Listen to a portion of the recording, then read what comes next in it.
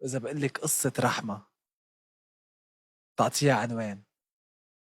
مم.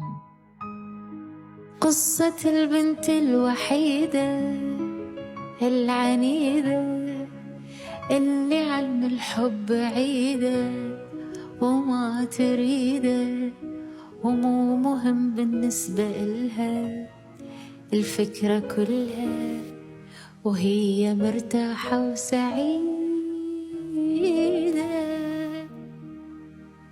وفجأة صدفة دق قلبها مو ذنبها، قابلت واحد عجبها وجذبها، بحبه مثل الطيرة طارت وأحلى صارت هسه بالنسخة الجديدة. شافت آمان حب وحنان بعد الانتظار، شعور جدا غريب من تلقى حب يملي القلب وتحس اكتمل خلاص هذا النصيب. هاي قصتي وهاي آني